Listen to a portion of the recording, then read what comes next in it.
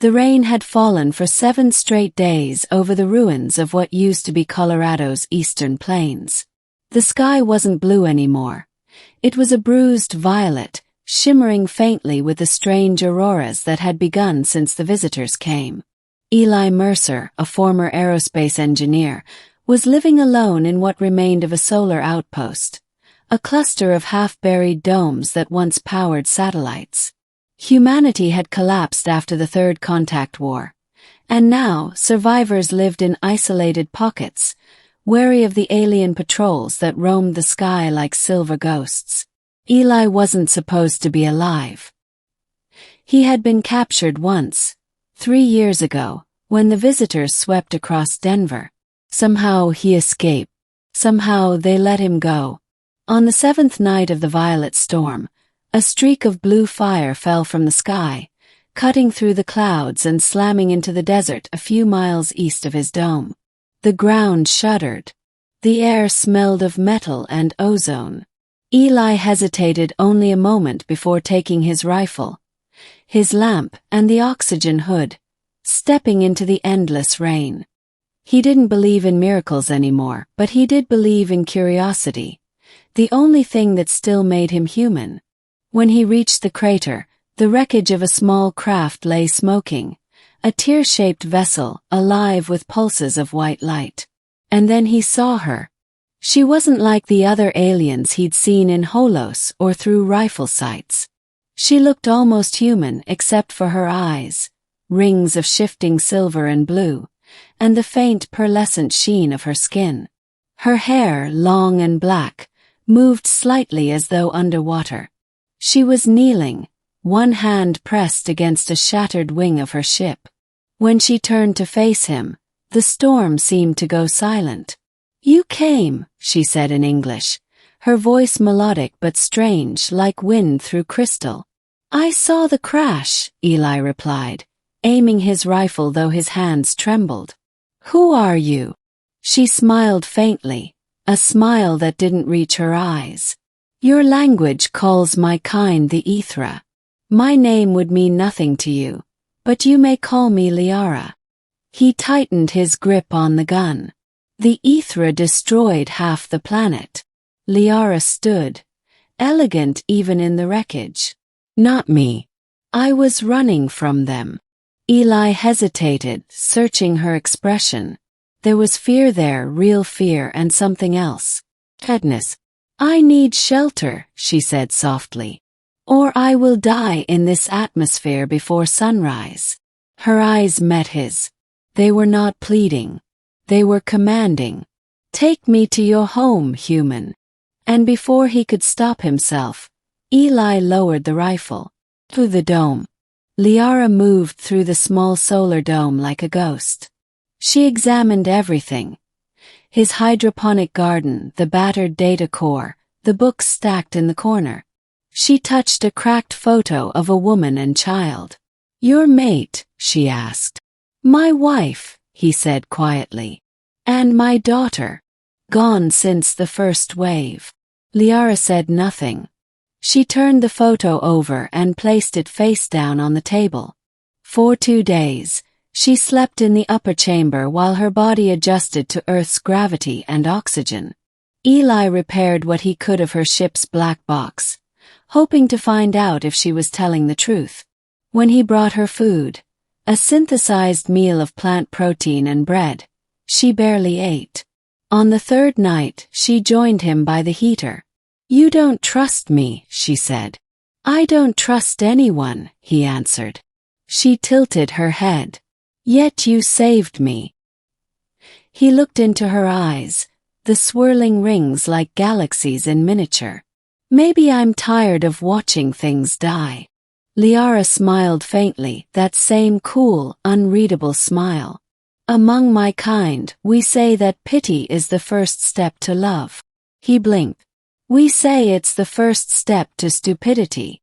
Her laugh was quiet, almost human. As the days passed, something fragile formed between them.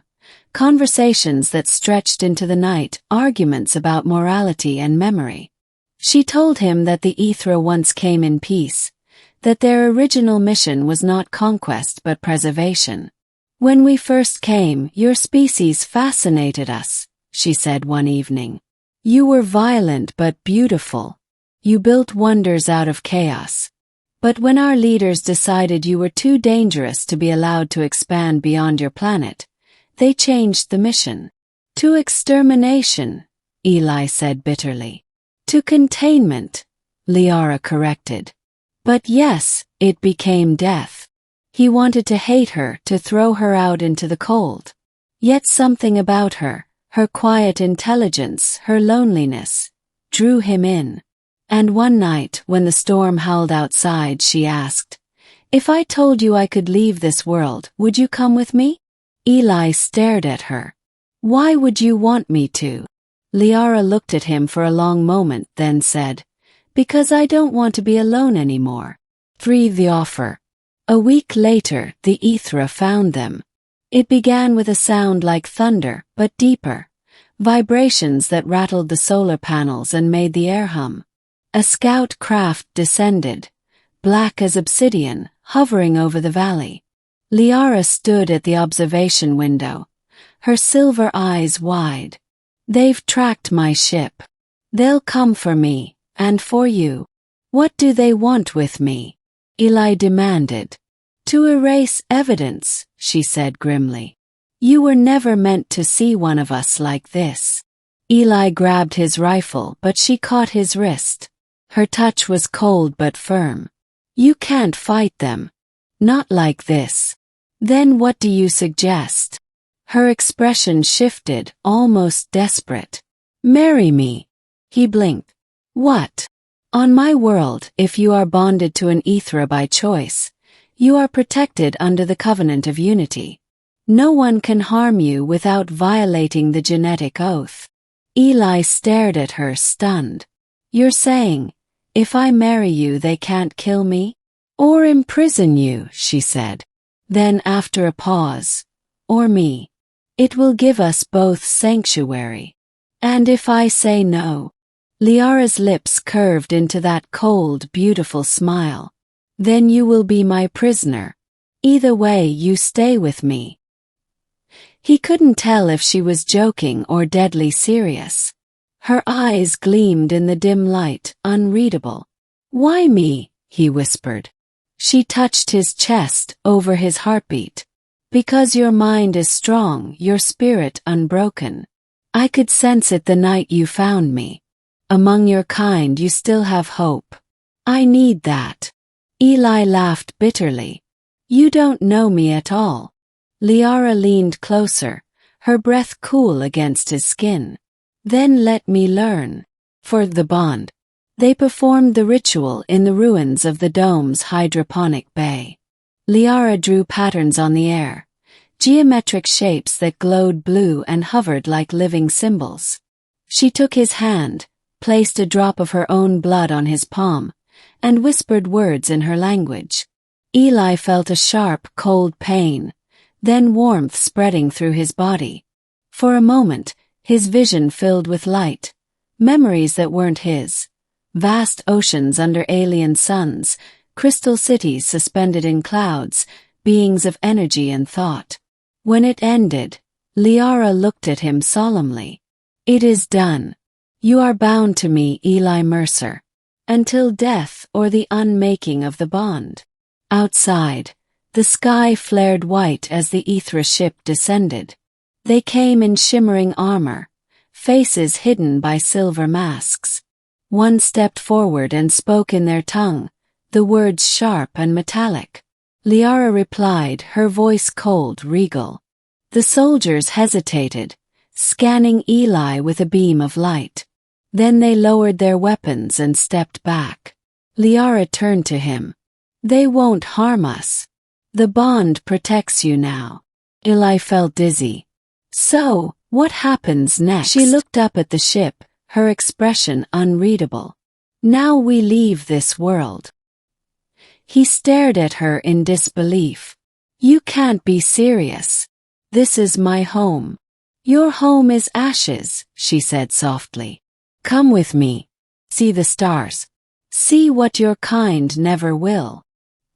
He hesitated, torn between grief and wonder. And if I refuse? Liara's smile returned, gentle this time, almost sad. Then you remain my prisoner as promised. Something in her eyes made him realize it wasn't a threat. It was a plea. The journey they departed Earth beneath a dying sky. The ship was vast inside, alive with light. As it rose through the clouds, Eli looked down at the crumbling world. The oceans turned gray, the cities drowned. Will they rebuild? He asked. Liara's gaze followed his. Perhaps. Humans always rebuild. It's your curse and your gift. In the days that followed, he learned more about her world. The Ethra were a race of scientists and telepaths who had long ago merged with their technology. They no longer felt emotion as humans did. They experienced resonance, a collective awareness that dulled pain and joy alike. But Liara was different. She had been born with what her kind called dissonance, a capacity for emotion unpredictable and dangerous. She had fled to Earth because she could not bear the cold logic of her people. You feel too much, Eli said one night, watching her trace the stars on the viewing glass. And you feel too little, she replied gently. Perhaps that is why the bond worked. Their connection deepened, not just through words but through shared thoughts. Sometimes he could sense her emotions before she spoke, flashes of color and memory that filled his dreams. Once she showed him her homeworld, Ethra Prime, a place of floating cities and endless twilight. It is beautiful, he said. It is a prison, she whispered. 6. The truth weeks later, they reached the Ethran border station orbiting a blue-white star. Liara's bond was tested by the overseers, elders who appeared as holographic beings of light. One of them turned toward Eli. You are human, a species marked for containment. How did you obtain a bond? Liara stepped forward. By my will. The elder's light flickered. You defy our law. I invoke the covenant, Liara said firmly. He is under my protection. The overseer paused, then spoke in a voice that echoed through the chamber. Then he shares your fate. Before Eli could ask what that meant, the elders vanished. What did they mean, your fate? He demanded. Liara's expression was pained. I am to be exiled, Eli. Forever cut off from the resonance. My dissonance, my emotions, they see them as disease. So they'll exile you, and me with you. Yes, she said softly. But at least we'll be free. He stared at her. You planned this. I hoped, she admitted. From the moment you found me, I knew our paths were linked. I needed a human bond to escape. But now I want more than freedom. What do you want? He asked. Liara looked into his eyes, and for the first time, her voice trembled. You. 7.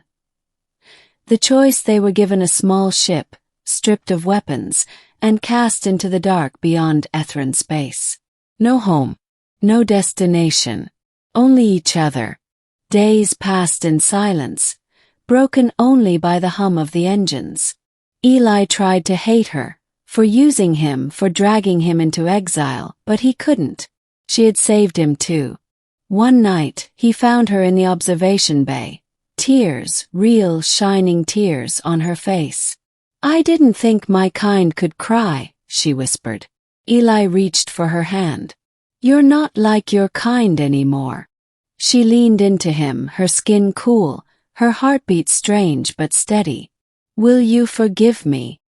He hesitated, then pulled her close. Only if you stop smiling like that when you threaten people. Liara laughed softly, her cold smile finally melting into something real. They drifted through the stars, two exiles bound by choice and circumstance. And slowly, something human bloomed between them. Tenderness, laughter, the quiet warmth of shared solitude. But freedom came with a price. The Ithra had marked them both.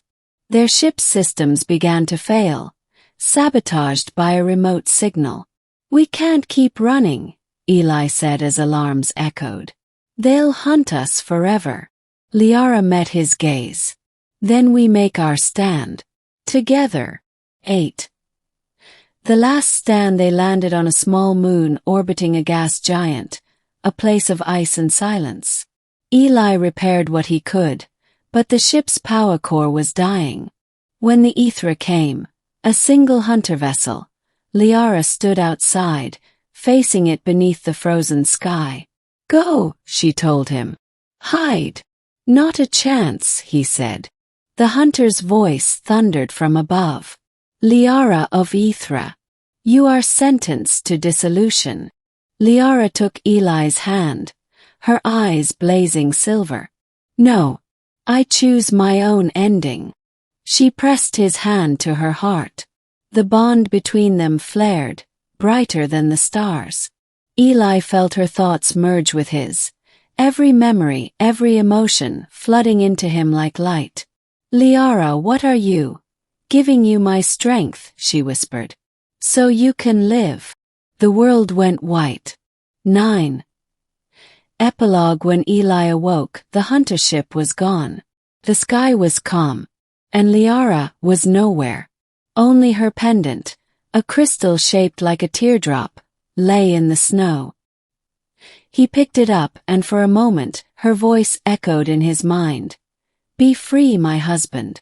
Years later, travelers spoke of a human wandering the outer colonies, carrying a crystal that glowed when he dreamed. They said he was looking for someone among the stars. Some swore they'd seen her, a woman with silver eyes and a cold smile, watching him from the edge of the nebula. And others said they were never apart at all, merely waiting for the stars to align once more.